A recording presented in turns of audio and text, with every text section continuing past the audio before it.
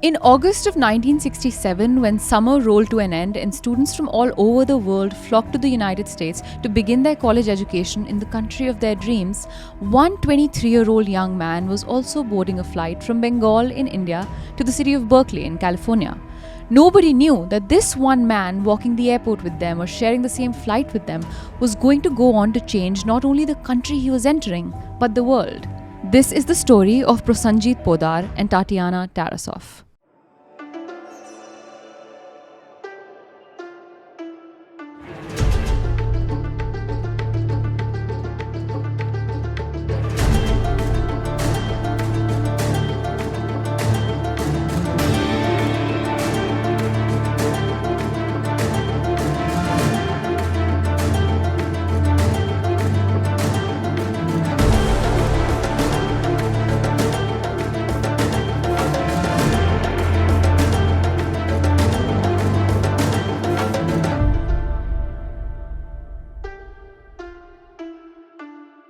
Hi everyone, welcome to the Desi Crime Podcast, a show where we dive deep into some of the craziest cases from around South Asia. I'm your host Aishwarya. And I'm Aryaan. And the case that I have for you today is one that fundamentally changed the trajectory of an entire profession. I recommended this case to Aishwarya because I was researching it first. And as I was reading it, and it just baffled my mind that the entire field of psychology was fundamentally impacted by an Indian, not in a positive way. This is not an Aryabhat story where we impacted mathematics by making zero. And I was reading it and I thought, this is perfect for you. I had the same moment I had with the Sweet Bobby case where initially I was told to cover it, but when somebody told me about it, I was like, it's perfect for Aishwarya. And I'm so glad he did. What an absolutely fascinating case, and a case with so little coverage online that's like really hard to find, except for one book, which all of you should go ahead and read if you like this case. It's called Bad Karma, and that's the only insight into this case. Aishwarya, I like psychology, and one of my favorite psychology tricks is reverse. What's called what? Reverse psychology. So here's me trying some reverse psychology. Don't subscribe. We hate you if you subscribe. Yeah, we hate you if you subscribe. Don't click on the red button there. Don't even look at that red button. Yeah. Don't think about the red button. I don't want more subscribers. Is it working? We're about to find out when the episode airs. Before we start the case for today, we want to thank the main source for today's episode. The book titled Bad Karma, A True Story of Obsession and Murder, written by Deborah Blum. Blum is an American science journalist and the director of the Knight Science Journalism program at MIT. She herself was a sophomore at UC Berkeley when the murder in this case occurred on that campus. Inside a brightly lit and vast mustard-colored auditorium at the International House of the University of Berkeley in 1968, students from across the world were folk dancing. Greek folk music blared from the record player situated in the corner, while the center, right under the chandelier, became the life of the party as students mingled and danced and kissed, forming friendships of all kinds, romantic and otherwise.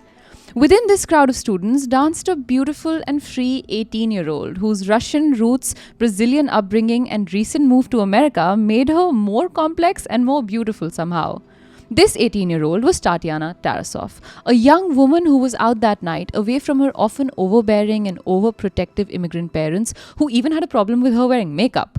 That night they had let her go though, because the International House where the folk dance was taking place was where Tatiana also tutored Portuguese-speaking students in her free time, and so they trusted the location and the people.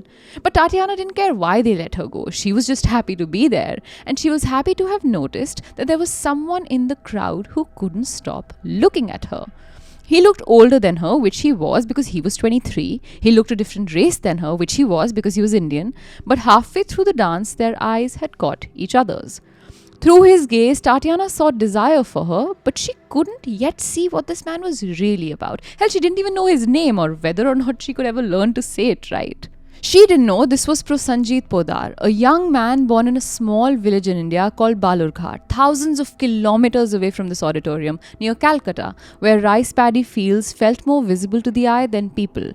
Born to a family of untouchables or Dalits, Prosenjit had experienced firsthand what it meant to be reduced to a second-class citizen in ways few other communities across the world have.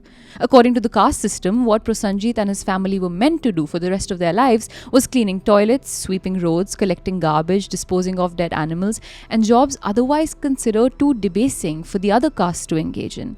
Prosenjit's grandparents weren't even extended the dignity of residing within the village limits for fear that they would make the village, its air, its water, its residents impure. But Prosenjit's family had found their own form of rebellion. His father had gone on to become the first Dalit in his district to learn how to read. He had fought his way through oppression and subjugation and the hierarchy to find a place in the first grade of a local school, where too he wasn't allowed to sit inside the classroom but only listen to the teacher through the window as he sat outside. His education had allowed him the ability to find work as a court inspector, and the moment he did, he vowed to help get his children a step further than even he could. And that is exactly what he did when Prosenjit was born. He sent the little boy away to study with some relatives, and everyone who taught Prosenjit soon realized that the boy had a special talent. He was exceptional at maths and chemistry. From designing a mini steam engine to setting up a chemistry lab in his cousin's room to building a telephone, it was no wonder to anyone when Prosenjit sat for the JEE exam for the Indian Institute of Technology, or IIT. Some context for our non-Indian listeners, the IITs are some of the most competitive and rigorous engineering colleges where in the 1960s, 80,000 kids competed only for 1,200 college seats.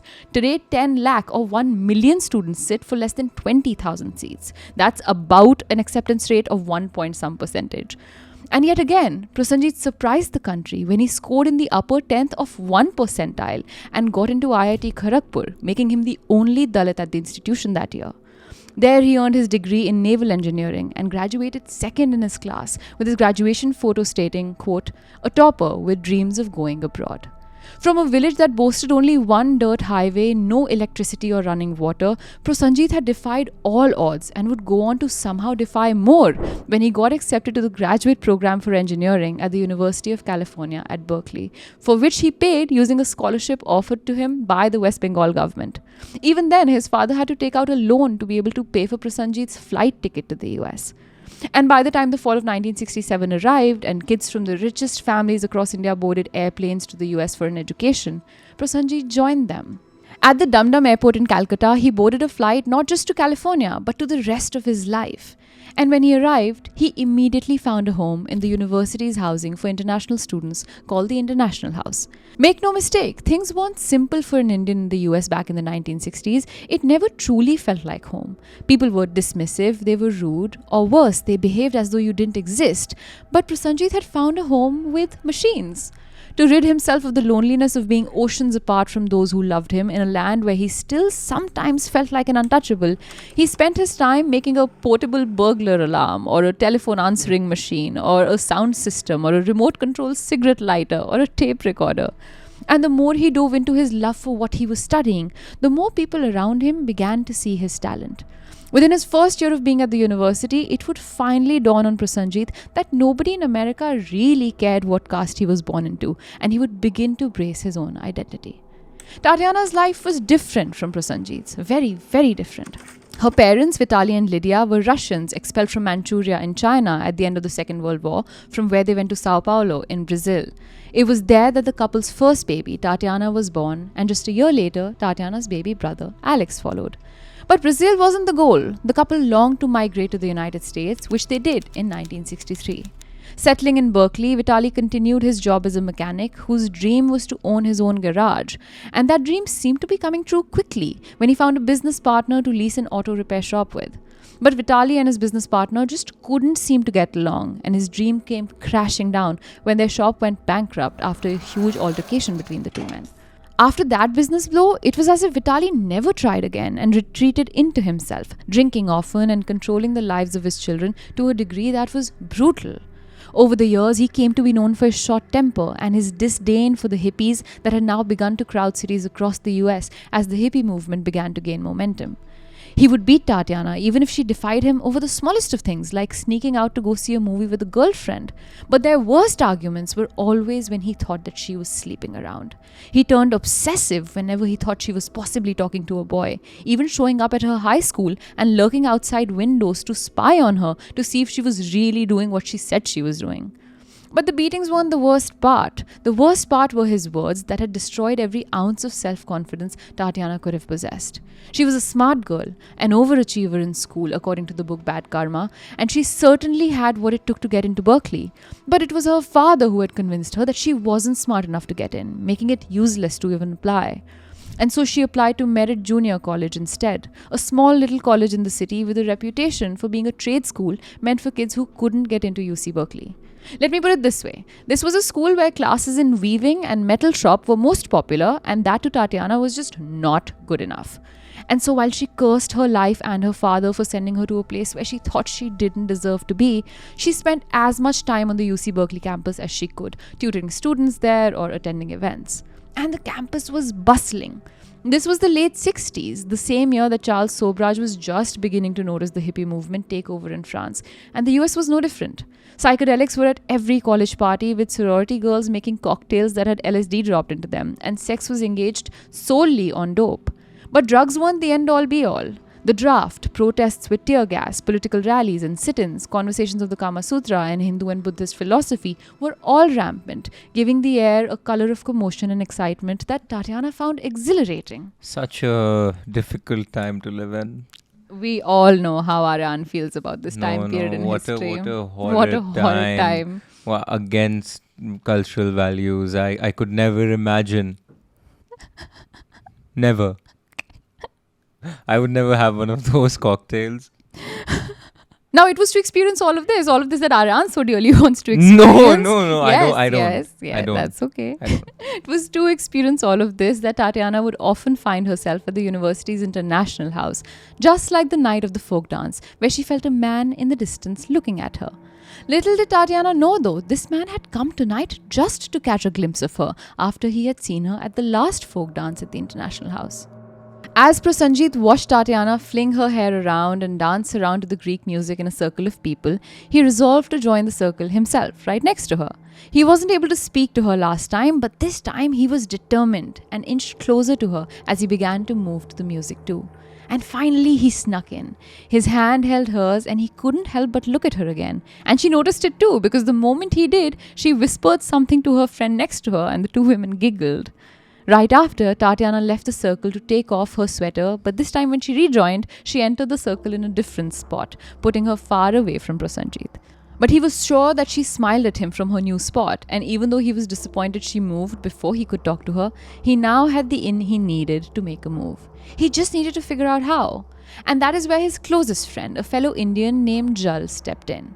Explaining to Prasanjit the ways of American girls and dating dynamics with them, he encouraged Prasanjit to ask for her number when he sees her next and then set up a movie date with her. The idea of asking a woman out like that, so brazenly, without a formal introduction by someone else, was a foreign concept to Prasanjit, but he was open to the advice on the matter, owing to his own lack of experience. And so that is exactly what he did at the next folk dance, where he undoubtedly saw Tatiana again, looking more beautiful to him than even before. This time he walked up to her and actually introduced himself, making small chit-chat about what India is like in his broken English. But even this time, he wasn't able to get her number. She seemed to be in a hurry to leave, and so he ended the conversation by asking if she wanted to be his friend, to which Tatiana said yes and shook his hand before she hurried away. But the next time he would see her wouldn't be at the dance. It would be right before it, when Tatiana found the number to Prasanjit's room and just knocked.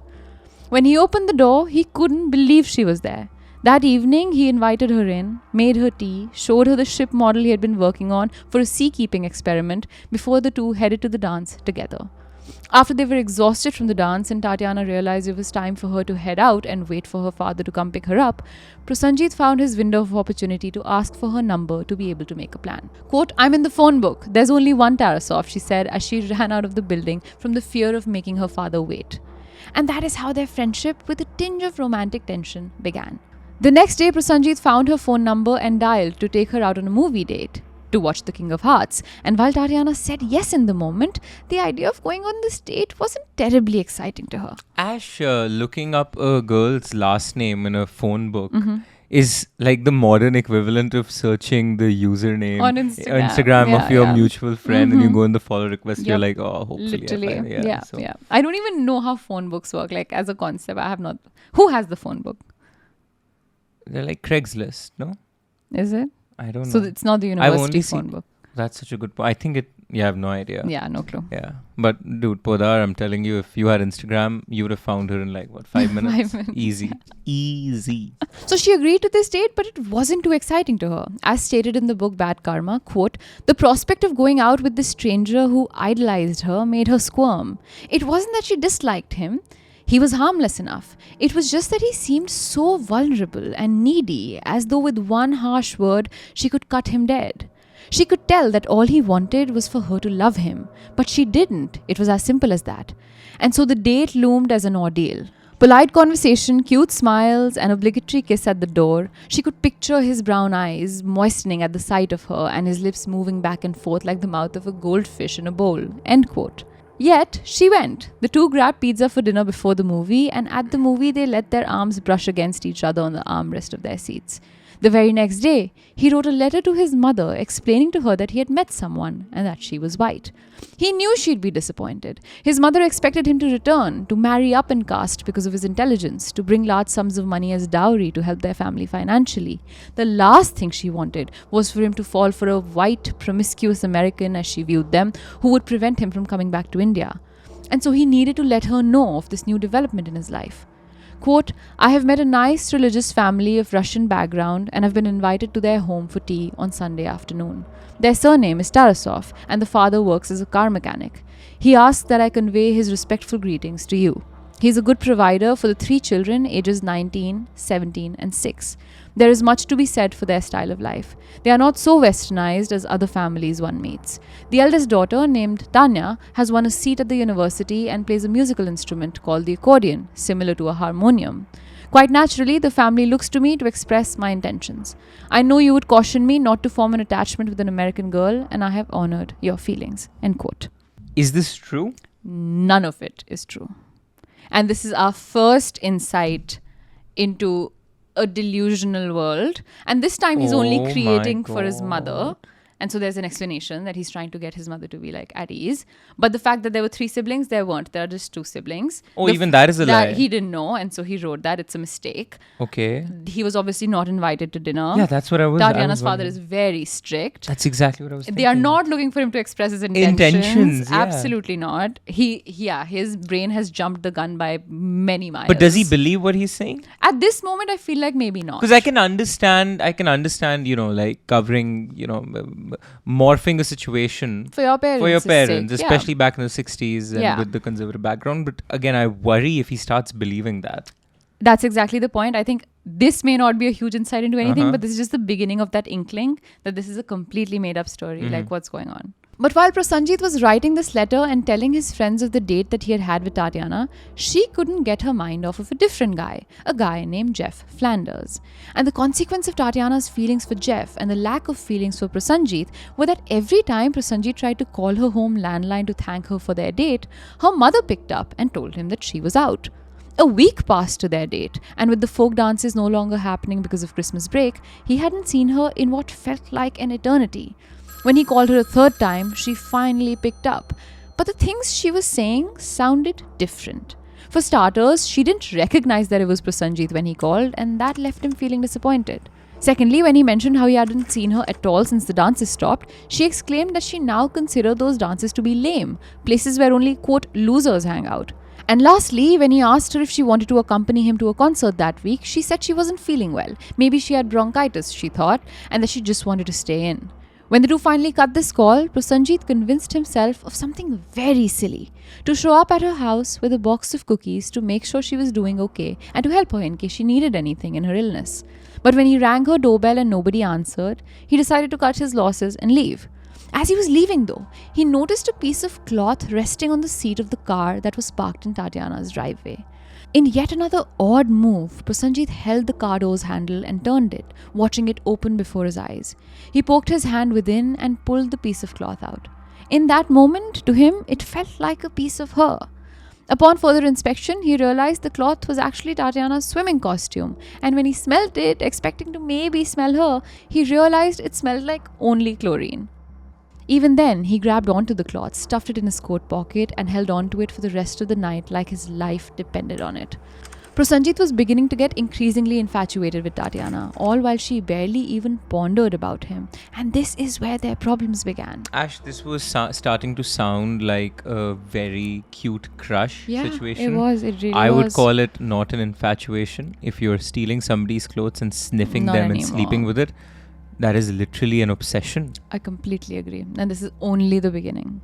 As months went on, Prosenjit's obsession, as Aryaan called it, with Tatiana only increased. He bought her a sari to give to her as his first show of serious affection to her, to show her that he was serious about the possibility of marrying her. But when he saw her at the 1968 New Year's party at the International House, when he intended to give the sari to her, she could barely be bothered to talk to him properly. That evening, before he could ever bring up the sari or tell her how much he liked her, Tatiana excused herself to make a phone call and then never returned to the party. When he called her the next day to ask where she went, she apologized and said she met a friend who she left the party with. Prosenjit felt like maybe she was lying because previously at every International House event, her father was very strict about picking her up. But on this night, she could so easily leave. When Prosenjit tried to set up another date with her, she again told him she was sick. This time too, like last time, he showed up at her door to check up on her, despite her telling him that her father would not be okay with it. But as he was walking up to her door, he saw her leave the house, well dressed and looking perfectly well. He followed her for a few blocks, and when he noticed her wait at the bus stop, he decided to confront her.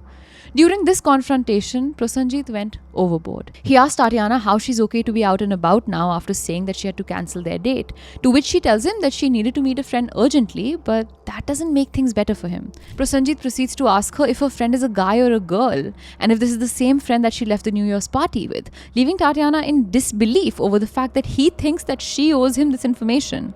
He even tells her that his mother is looking for a woman for him back in India to get married to, and shows her some matrimonial clippings from newspapers which his mother sent to him.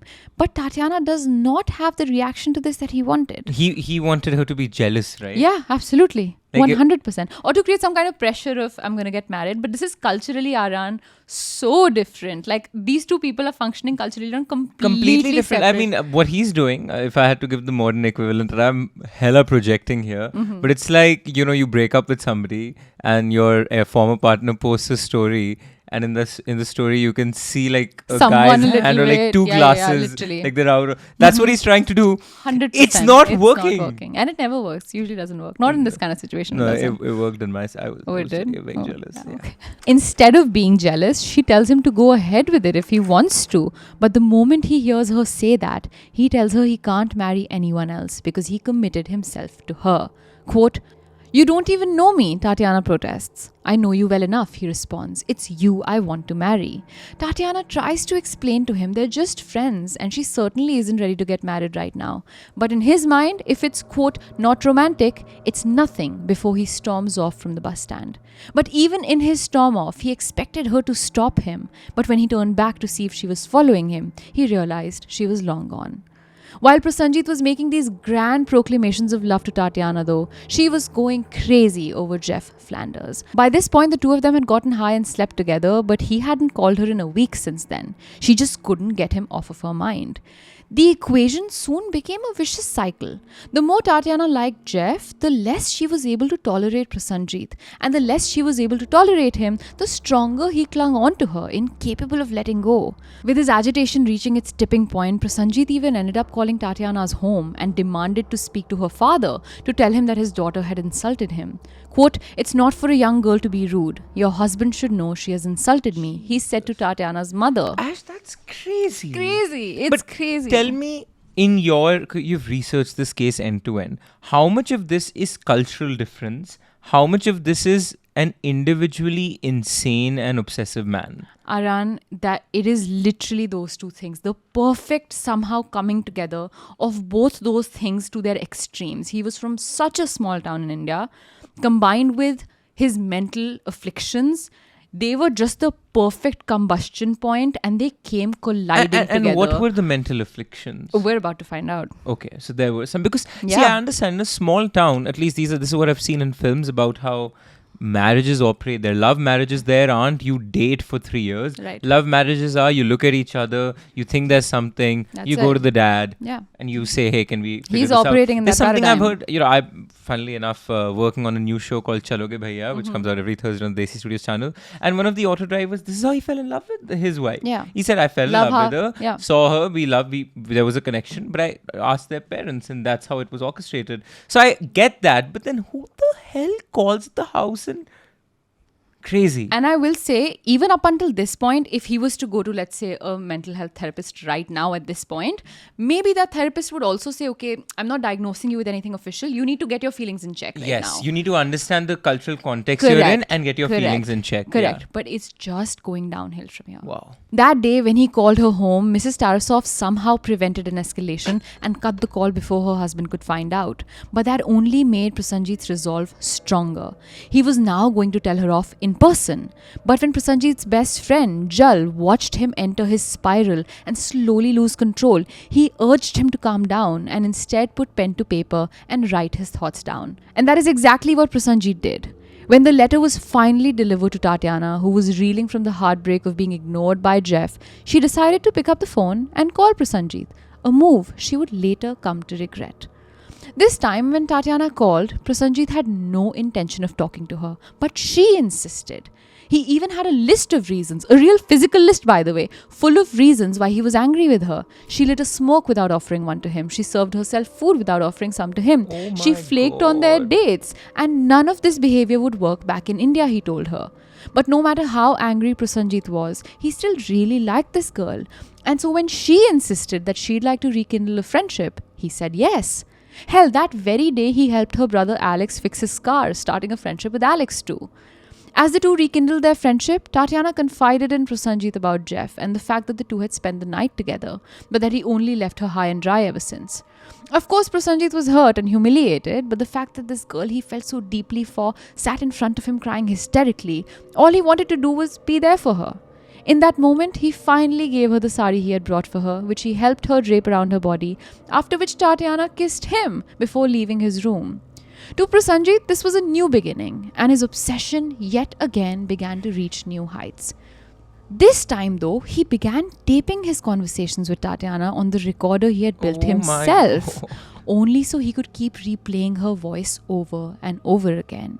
His friend Jal even caught him listening to one of the tapes, a tape where Tatiana is clearly telling Prasanjit that she loves him like a friend, which isn't the same as being in love with him. And Jal was clear with his words when he told Prasanjit that he thought he had lost his mind. And this is where you can dismiss the cultural thing. Yup. Because Jal is also an international student from India. They went to IIT together. They were both from similar small towns. So now, I've long back disregarded the small town Indian mentality as the driving factor behind this. Yeah. There is something that I think you're going to share with me about why he's so obsessive, but this is not culture. I agree. This is craziness. I agree. Slowly, Prasanjit began recording her not just to listen to her voice, but to record her saying things that he couldn't quite make sense of, the mixed signals that he then made Jal listen to and give his opinion on. Each and every time, Jal told him his behavior was horrendous and that he needed to get a grip on reality. But the fact of the matter was that these tapes revealed a troubling fact. They showed a pattern of Tatiana only coming to Prasanjit when things in her life weren't looking good. Their conversations were primarily about her problems, like her crush on Jeff, or her anxiety about getting into UC Berkeley. Some of these conversations would turn into fights where he would accuse her of something completely absurd, like sleeping with one of his best friends for money. She would get angry at him and storm out of his room and begin ignoring his calls, but days later she would show up at the folk dance, knowing full well he would be there waiting for her. In other fights, he would justifiably be angry over her mixed signals to him, but the line of his justified anger and unjustified anger was so blurry to him, Prasanjit saw no distinction at all. During one argument, for example, he told Tatiana that he had made a radio-controlled bomb that he was fully capable of hiding in her purse without her finding out. Quote, "I will pull a switch and blow you up," he said to her. "Go ahead, I dare you to do it," she said, making nothing of his countless threats anymore. "I'm planning it, only that I am afraid of injuring someone else." An innocent person, he had responded. "You're really sick," she said before she walked out of his room. But then, in the middle of these fights and heightened emotions, she would also end up kissing Prasanjit whenever he showed her affection in a time when nobody else was. All of these interactions were not only being recorded in audio form by Prasanjit, but he was also keeping a very meticulous diary about every time the two saw each other. And this diary, mind you, had a table of contents. The first entry in it is revealing because its title is Taking My Girlfriend to the King of Hearts. That first movie the two saw together on their first date, which was barely even a date. Slowly, this obsession began showing up in other parts of Prasanjit's life too. His professors began to notice he barely contributed in class anymore, fixating on his notebook where he kept aggressively writing or doodling something. Eventually, his friends noticed his posture deteriorating and his eyes drooping and twitching, and then watched as he began to skip full class days for no apparent reason. When he wasn't at class, his friends knew where to find him, slumped up in his now messy room, listening to some tape with Tatiana's voice on it over and over again. Jal had had enough, and he saw only one solution. Their friend needed professional help, and that is when Jal recommended that Prosenjit see a therapist. This one recommendation by Jal would go on to change countless lives and fundamentally transform the field of psychology in ways nobody saw coming that day. It has now been 8 months since that New Year's party at the International House where Tatiana left Prosenjit waiting, claiming that she had to leave the party with a friend. By June of 1969, Jal had convinced Prosenjit to visit the psychiatrist at Koval Hospital and had even gone to visit the hospital with him. Prosenjit was scared of the idea of electric shock therapy, and Jal needed to explain to him how different therapy looked now. Quote, "He's a complete stranger to me. How will I know he'll keep what I say a secret?" Prosenjit had asked Jal. "Rubbish. Every word you say is kept confidential. They take a sacred oath to guard your secrets to the grave." That's all he needed to know for him to really consider the idea, especially since he had been left deeply upset by the fact that Tatiana had decided to go to Brazil during the summer break. To Prosenjit, this wasn't appropriate behavior for a woman. She could travel with him when he got those opportunities after they were married, but to do so alone after not discussing her plans with him and giving him only 2 weeks of notice, that was unacceptable. Over this disagreement, Prosenjit had expressed to Jal that he felt like he was going to hurt Tatiana. "I will kill the girl," he had said. "What would you do if I killed her?" "What else? I'd be questioned by the police and I would tell them what I knew and the rest would take care of itself," said Jal. "In that case, I'll have to kill you too. What will you do about that?" "There's nothing I can do. I rely on my faith in human nature," Jal said calmly. "I'm no longer a human being. I'm like an animal. There is no longer anything in me. I can no longer help myself," said Prosenjit. And with that conversation, an appointment with a psychiatrist was set. The clinic where the two men went for Prosenjit's appointment was one of the best in the world. And during this particular time period in history, it had seen an increase in staff doctors.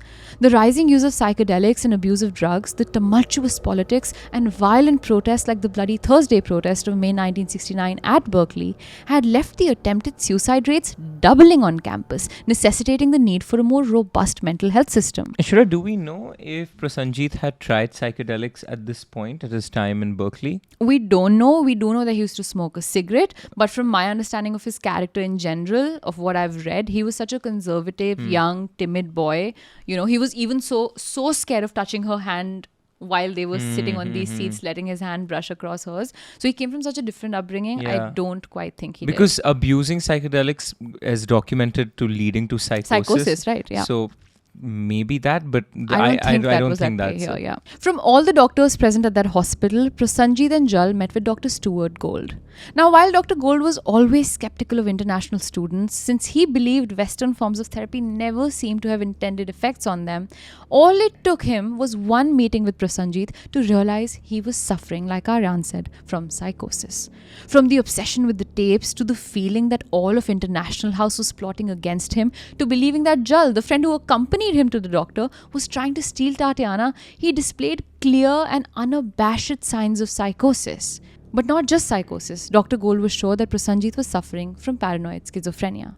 He wondered if he should hospitalize him, but decided not to since Tatiana was no longer in the country, and just decided instead to refer him to the outpatient clinic after giving him thorazine and compazine, 2 antipsychotics, and a third drug to help with the side effects of the first 2, but one that causes muscle tremors. The doctor he had assigned Prosenjit to was Dr. Larry Moore, a rising young star of the psychiatry department, as he's called online. Over many sessions together, Dr. Moore noticed exactly what Dr. Gold had noticed, the obsession and the tendency for violence. But he was also seeing something Dr. Gold didn't have a chance to see, the tremors in his face from his medication that made his mouth contort into odd positions and his eyes bulge out, and so he made him stop the medication first and foremost. While Dr. Moore didn't think the 2 months that Tatiana was out of the country would be enough to fix all of these problems, he sure as hell was going to try. But in the background of these therapy sessions, little did Dr. Moore know, a new relationship was building. A relationship between Prasanjit and Tatiana's baby brother, Alex. You see, after Tatiana left for Brazil, Alex got into a series of horrible and often violent arguments with his father and needed a place to crash. That's when he remembered the man who had helped fix his car, Prosenjit. When Alex called Prasanjit to ask if he could crash on his floor, Prasanjit was elated. This, to him, was a sign from Tatiana, a way for her to show him that they were still connected to each other while she was apart, a sign from her family that they approved of him for marriage to her. So while Dr. Moore did good work with Prasanjit, he remained hell-bent on undoing that work by fantasizing what it meant for him and Alex to hang out, with the two of them eventually even deciding to move into an apartment together, despite the fact that Alex had no money to be able to afford it. In the sessions, Prasanjit would sit in silence, only speaking up when prodded by his doctor. This is what one of their conversations was like. "Have you nothing to tell me?" the doctor asked. "I stopped taking the medication just as you told me." "Good. Is there something else bothering you?" "The letter hasn't come. She lied to me again." "Tatiana?" "Yes, Tatiana. She promised to write to me. The last time I talked to her, 2 days before she departed, she said she'd post the letter straight away. And it's been over 2 weeks since she's landed in Brazil. I've waited every day, but there is nothing." "What do you propose to do about this?" the doctor asked. "I plan to make her understand that she's a lying whore," he said. "Since being involved with Tanya is causing you pain, why continue to subject yourself to it? You have a choice. That's the most important thing I can teach you, that you do have a choice. You can continue to suffer, or you can say, hey, I'm a dummy. I'm being set up by this girl, and I'm just not going to take it anymore. It's not Tanya so much that causes me pain. It's the people at International House." When Dr. Moore asked why he said that, he began to explain how a couple of days ago, as he was listening to one of the tapes of Tatiana, there was a segment from the tape that was seemingly missing. When he inspected the tape, he found a splotch of grease on it, which he believes was put there by someone from the International House, which had ruined the tape. Quote, "Someone must have a key to my room and must have entered it without my permission. That same person secretly listened to the tapes. He had unclean hands and left the fingerprint behind." End quote. And make no mistake, he didn't think one person did this. He thought the whole International House was in on it, making him the butt of their jokes to watch him fail. Despite the therapy continuing for a bit, his paranoia knew no bounds. Yet, he was taking small steps towards recovery. He had slowly given all of his tapes to Jal and had begun to have moments in the day where Tatiana did not occupy his mind. When Dr. Moore found out about him and Alex looking for apartments together, he made it clear to him in no uncertain terms that he needed to get the deposit back and tell Alex that he would not be moving in with him, or that Dr. Moore would drop him as a client. Quote, "It's not a question of what Alex will agree to. I will not repeat myself. You're going to have to tell this Alex that you've decided not to take the place with him. You're going to stay put at the International House. It's either that or you can go somewhere else for help." End quote. Reluctantly, Prasanjit agreed and did tell Alex that he won't be moving in with him. When this didn't destroy his friendship with Alex and Alex still visited and still called, it was the boost that Prasanjit needed to trust his therapist. With this newfound confidence, Dr. Moore now changed his focus from getting Prosenjit to forget Tatiana, since that wasn't working, to getting him to focus back on his craft, his engineering, which he loved so deeply.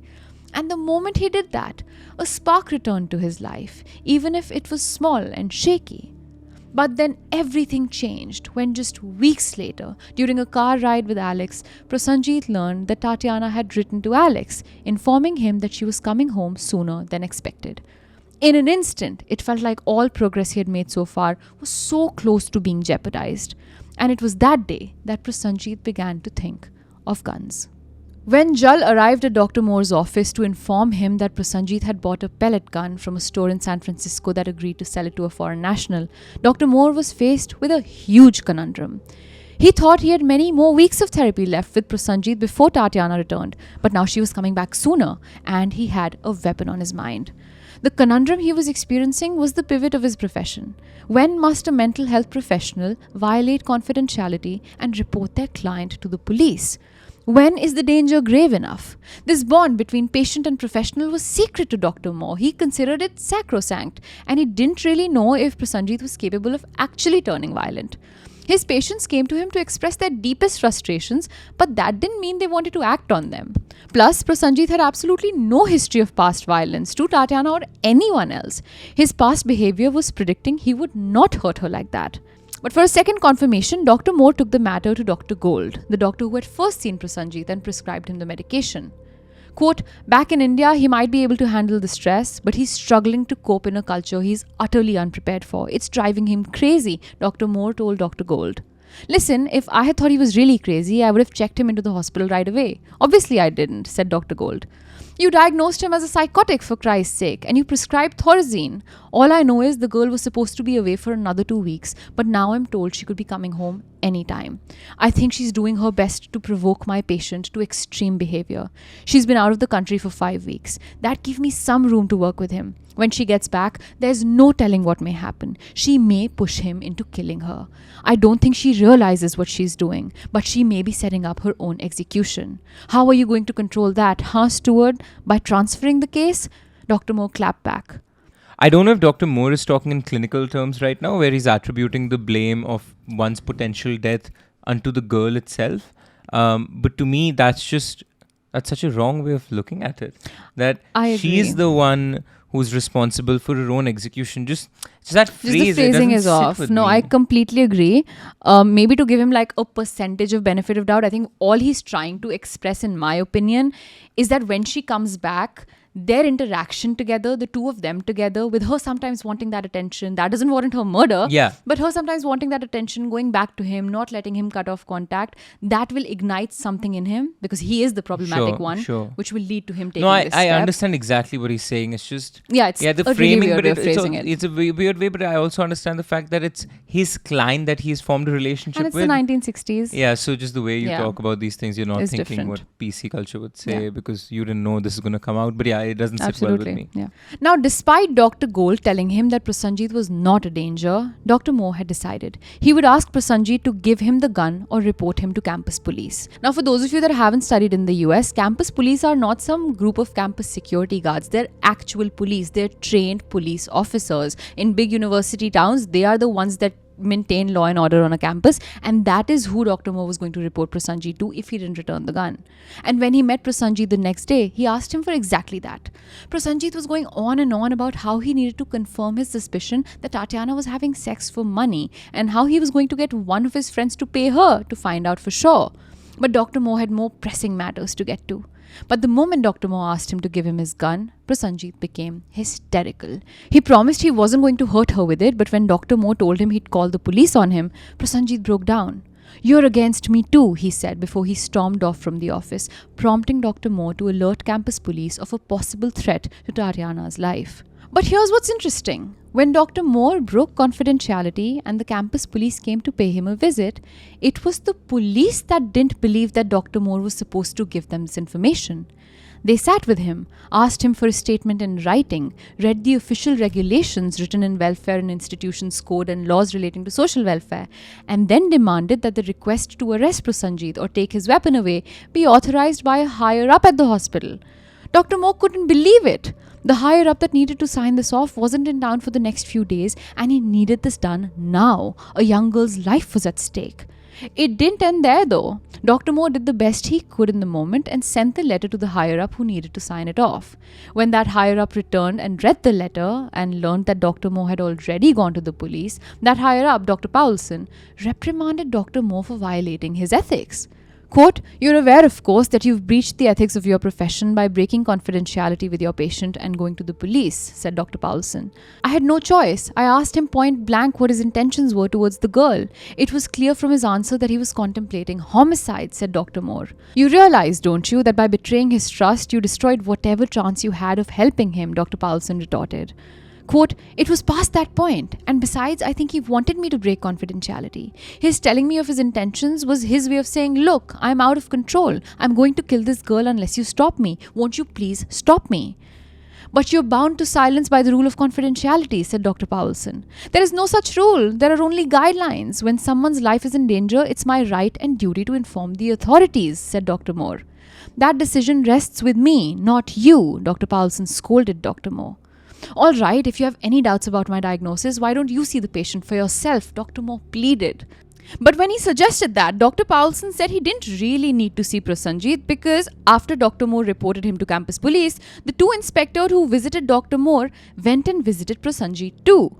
And Prasanjit gave it in writing that he wasn't a threat to the girl. He told them that the gun in question was just a kid's BB gun he was considering purchasing but hadn't even bought yet.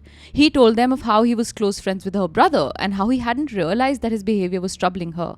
He even promised he would now maintain his distance. And according to Dr. Powelson, that needed to be enough. He's lying, Dr. Moore begged them to understand. He tried explaining this is how a paranoid schizophrenic is expected to behave, and they as medical professionals needed to be the first to read these signs.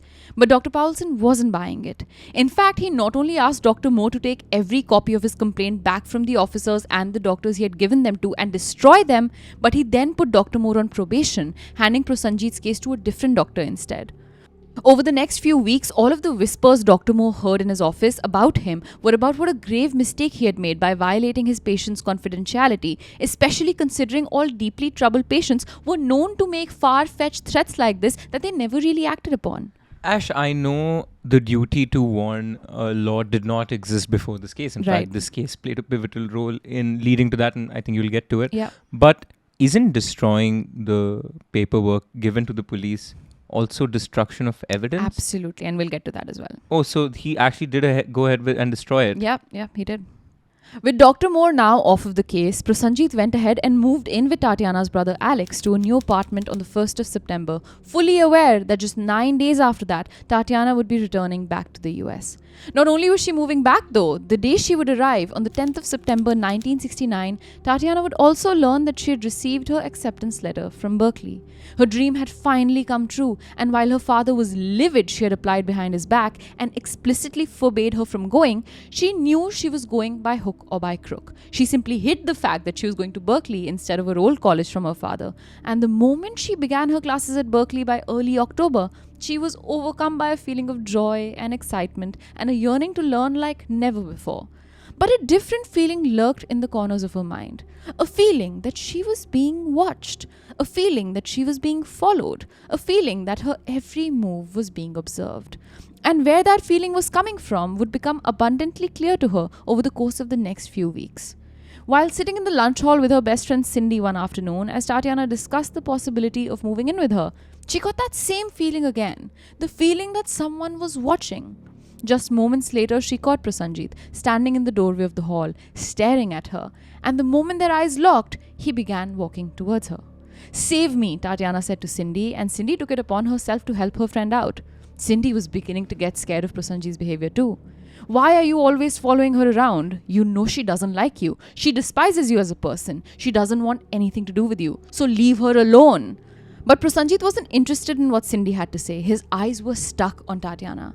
He asked her how she feels about him, and she told him in no uncertain terms that she wasn't interested. "F off, you creep," Cindy said to him as both women got up from their chairs and made their way out of the campus building to their routine bus stop. That is where Cindy told Tatiana that she was scared for her and scared of Prasanjit. She even told Tatiana that she'd give her $500 to leave town for a while till Prasanjit settled down, and that it was $500 that she never wanted back. But Tatiana wasn't having it. After fighting with her father and working day and night for this opportunity, she wasn't leaving town over a quote, harmless pest as she called him. Instead of taking Cindy's advice, she had a different idea in mind. She was going to take the sari that Prasanjit had given to her as an engagement present, and she was going to burn it. "I'm going to burn that sari he gave me. I'm going to put it in a trash can, set it on fire, and tell him about it. And the next time he comes sneaking around, I'm going to throw the ashes in his face," she told Cindy. "Well, for God's sake, don't burn the damn thing. You do that and you're asking for it. If you burn that sari, he will kill you. I'm not kidding." But Tatiana wasn't listening. Later that week, she called the model tank at the Naval Engineering Department where Prasanjit worked in his time outside of classes, and the head of the unit, a man named Gunner Stanfill, picked up. Stanfill knew of Tatiana because up until just a few months ago, she used to call that number often asking for Prasanjit. Stanfill said hello to Tatiana and the two exchanged pleasantries. He asked her how long she had been back for, and she said just about a week. Why? He missed me, Tatiana joked with Stanfill, and the question, the way she said it, just really shocked Stanfill. When she then asked to speak to Prosenjit, a part of Stanfill wanted to shoo her away and tell her he wasn't working there anymore. He had seen the toll the situation had taken on him, but he knew it wasn't his place to meddle like that, and so he called Prosenjit and passed the phone on to him. By the time the call was over, Prosenjit's face and body had changed. He was red with anger, shaking and twitching as if a rage trembled within him. Quote, "She said she's going to burn it. She's going to throw it in my face," he mumbled to Stanfill before he left the room. Just a day later, Stanfill found Prosenjit inside the hole of the model with all of the lights turned off, his head buried into his knees as he crouched to the ground like a wounded child, his sobs and cries echoing through the room. It. If he wants help, he'll ask for it, Stanfill thought. Little did he know, that day was the last day that Prosenjit would ever come to work at the tank, the one place he truly ever felt joy. Instead of going to the tank the next day, Prosenjit spent his day bribing a friend named Gorian Nevaz. He was offering Gorian $100 for him to use the money to try and buy sex with Tatiana, so that Prosenjit would confirm once and for all whether or not she was sleeping with people for money while she ignored and humiliated him. The plan was simple. Gorian was to bring Tatiana back to his room, but while on his way up, Gorian would quickly stop by the payphone and give Prosenjit a call, indicating that the two were on their way up to the room. Then Prosenjit would head to Gorian's room with his gun, where he would catch Tatiana in the act and end up saving her from Gorian. Even in this conversation with Gorian, Prosenjit kept describing Tatiana as his girlfriend, even though just yesterday she had told him she was going to burn his sari and throw its ashes in his face. Gorian stared at Prosenjit in shock.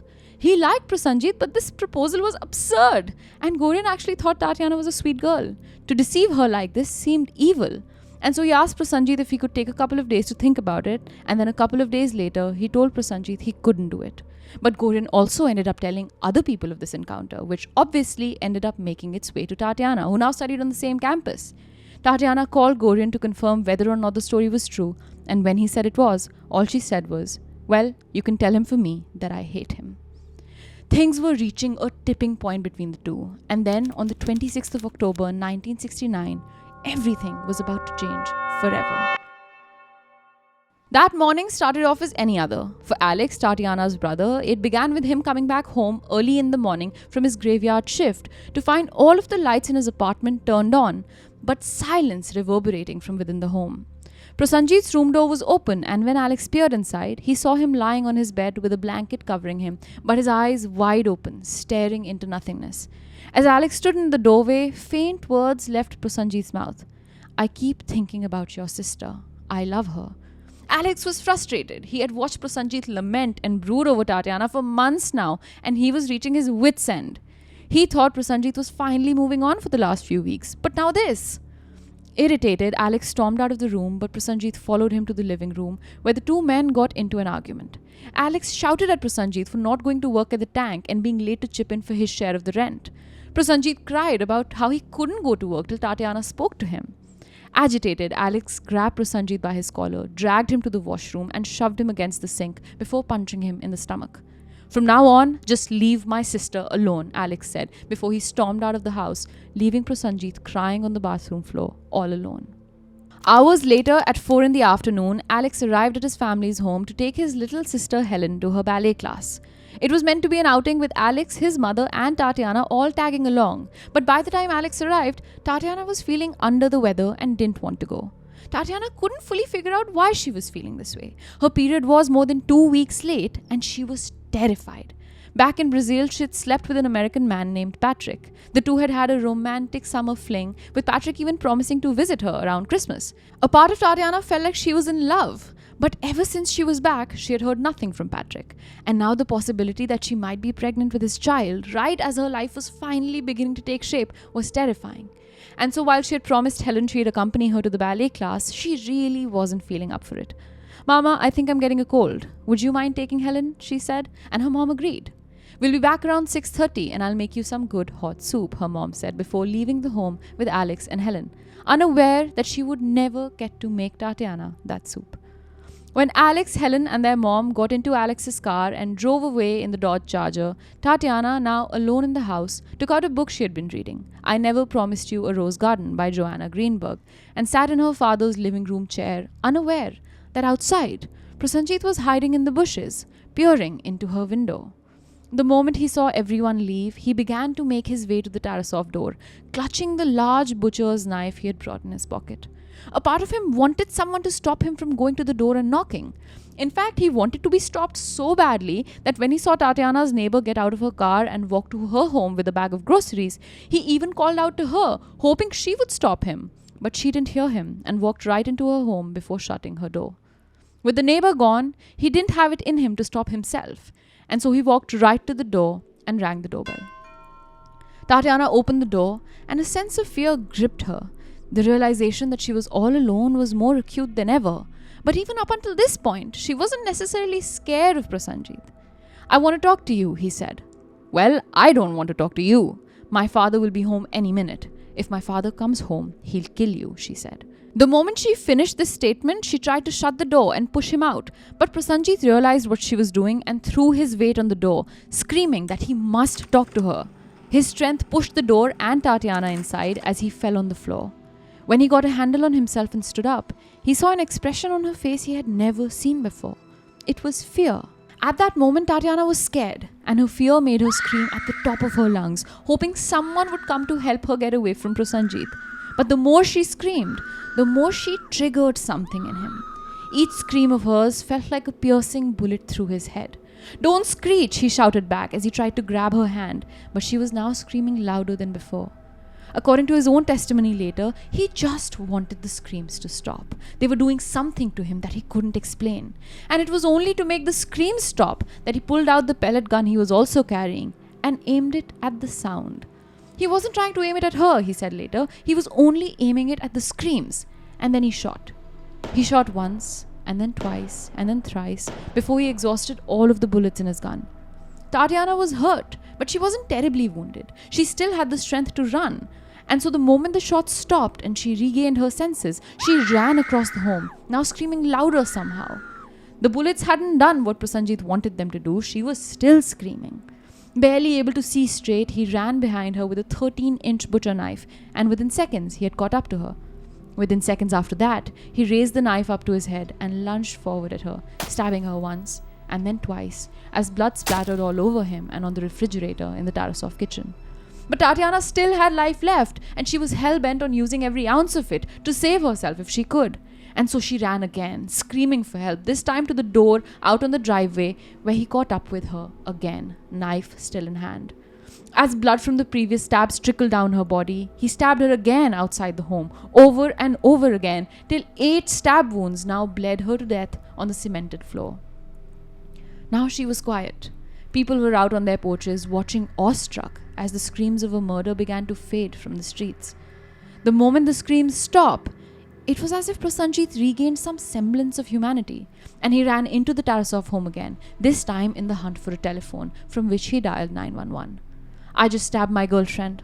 My girlfriend needs the immediate attention of a physician," he said, promising the operator that he would not leave the location till they arrived. Just a couple of miles away, Alex, Helen and Mrs. Tarasoff were done with Helen's ballet class and on their bus back home, when their bus abruptly stopped at the intersection of Tacoma and Solano. The driver noticed the hordes of police vehicles and ambulances that adorned the otherwise peaceful street, and he knew they wouldn't let the bus through.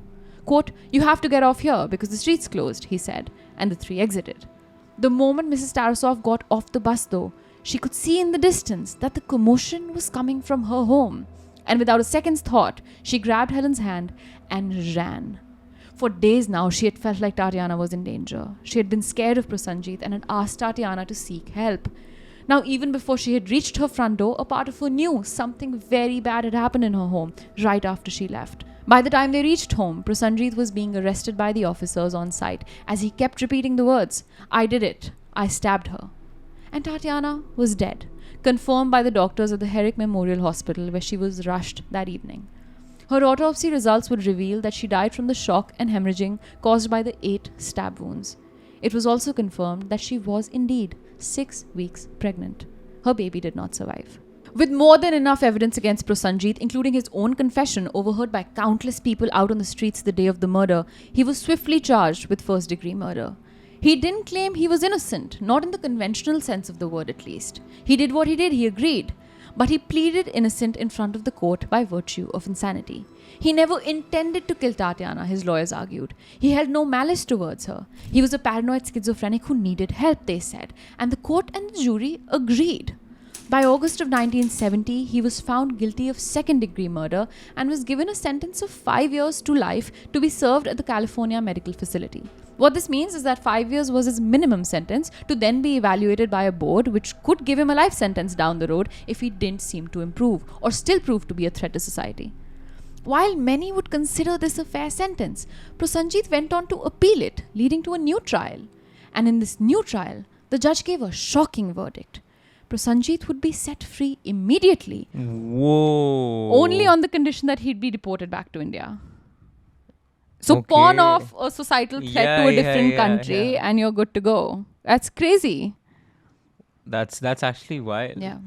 And just like that, 5 years after he killed Tatiana, Prosenjit returned to India, where he went on to get married in 1976. No way. Shortly after, he received a scholarship to study in Hanover, Germany, where he resides to this date under a new name with a family of his own, a wife and a daughter, never to have repeated his crime again. But while he, by every standard, escaped his judgment, he left behind a scathing question for psychologists across the world. When must a doctor violate the confidentiality of their patient to protect society at large?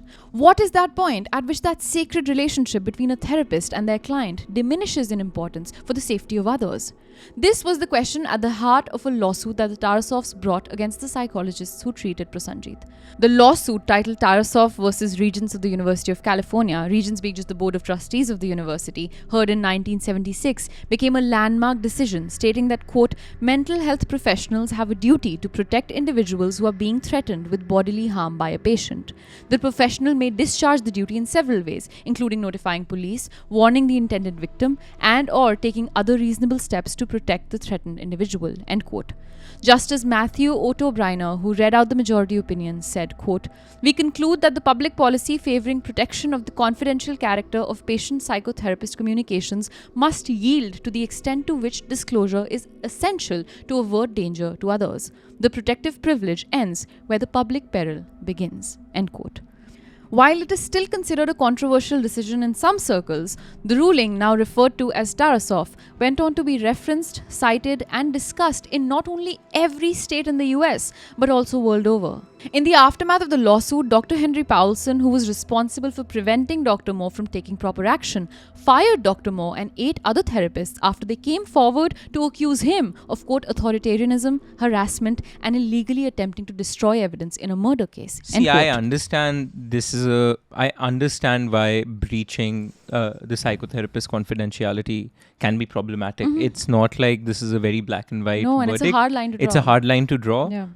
But dude, it's because of you there was a murder. Absolutely. It's not your fault, but you played a pivotal role in letting it happen. Yeah. You should be the one who's fired. Yep. I think nobody should be fired because precedent hadn't been set. Mm-hmm. But how can you fire 8 other people who tried to take action? Yeah, I know. Even though he was the one, though, who fired other therapists, he himself resigned from his position after mounting pressure. His whereabouts now remain unknown. On the 16th of January 2014, Dr. Moore, the one man who single-handedly raised alarm in this case, passed away from heart failure at the age of 78. His obituary reads, quote, he was a brilliant, unique, and larger-than-life man, irreverent and wickedly funny, witty, opinionated, caring, and kind-hearted. He was an irrepressible spirit, a delightful, unusual, and unforgettable character with strong values. At the same time, he was a very sensitive man with a great capacity for empathy and insight into others. He will be missed dearly, end quote. This 26th of October 2025, the world will mourn on the 56th anniversary of the death of Tatiana Tarasoff and her baby. When the day comes, we urge you to keep her in your hearts as a young, vibrant life lost too soon, if for nothing else, then at the very least to give us legislation because of which we all feel a little safer today. If you like what we do here at Desi Studios and absolutely love what we're wearing today, this is merch you can go buy all for yourself. You can buy this Desi Crime merch in our YouTube store on the link down below at Kadak Merch. Keep the engines at Desi Studios rolling so we can pay our videographer right behind the camera to make these amazing episodes just for you.